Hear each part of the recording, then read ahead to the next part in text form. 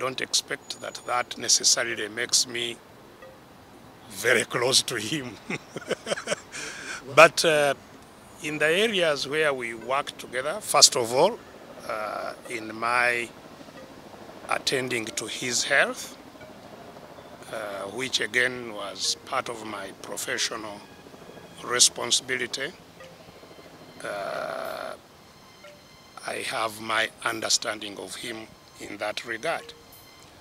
But I also interacted with him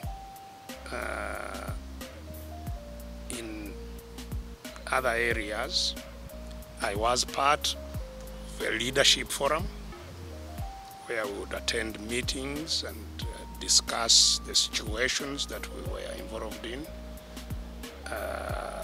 as one of the leaders. In the bush, we had something called a joint meeting of NRC and High Command.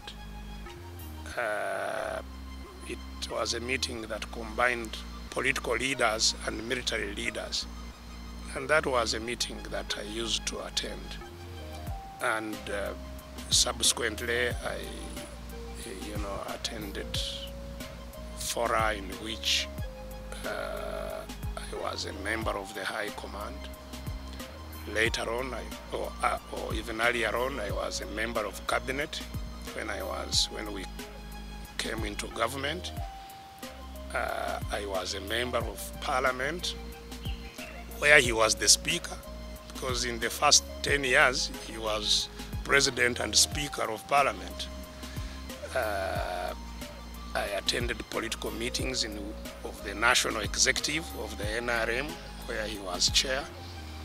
And then, of course, I worked under him as a minister in a specific area of responsibility, initially in internal affairs and subsequently in his office, in the president's office, but specifically responsible for the secretariat of the National Resistance Movement as the National Political Commissar. Now, so in those respects, yes, I related to him closely, and I have impressions of him as a person and as a leader. First, remember that we were moved as young people by his leadership and his articulation of the problems that our country was going through and what kind of remedies the country could have right after the Amin War. You know, he was one of the most eloquent, articulate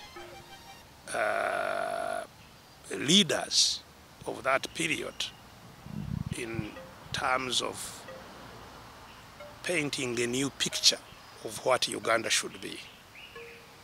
And that's what enthused us, that's what rallied us behind his leadership. And so we viewed him with a lot of awe and respect, even love. And, you know, I think he went on indeed to provide a leadership in the most difficult period during the war that was outstanding, you know, because leadership abilities are most tested in tough times, not in good times. And I think he discharged that responsibility of maintaining the forces, the political agenda, the direction, till the winning of the war. He achieved it with distinction. You know, he was focused, planned. Up to now, I give Mr. Museveni credit in 3 areas up to date.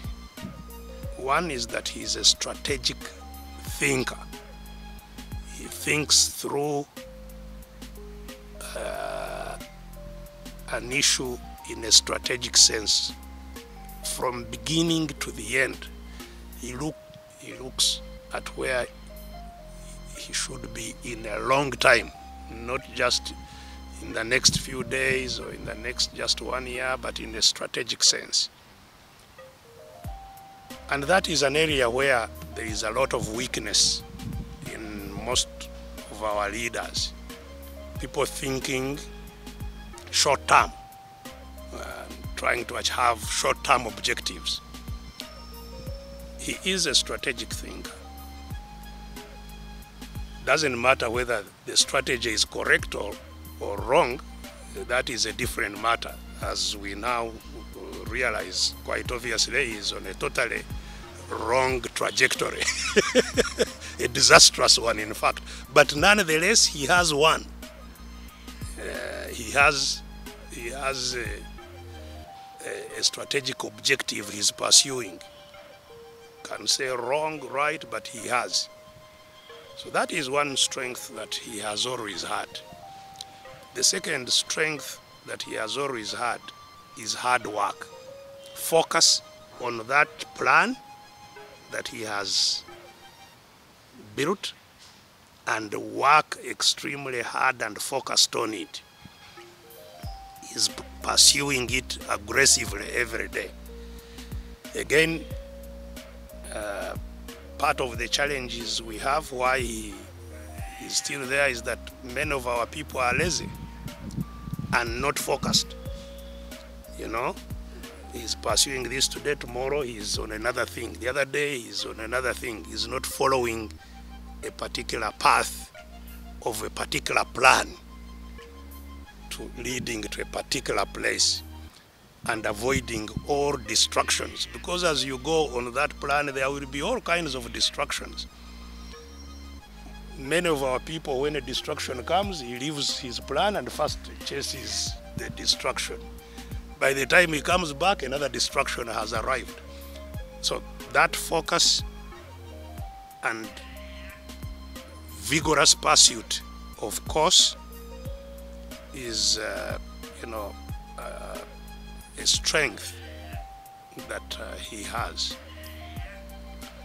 I think the third strength that he has is ability to, even in a short interaction, get into the mind of the person before him, understand who the person before him is, and therefore quickly understand how to apply him.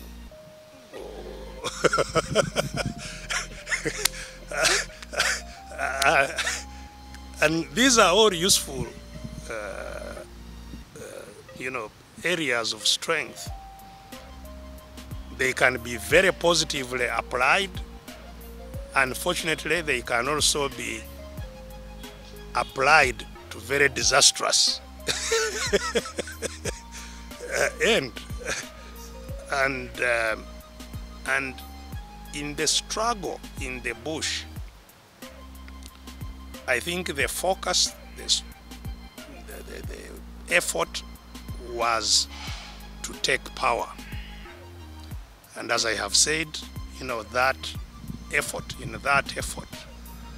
of rallying everything that was necessary to take power, he excelled, achieved it with distinction.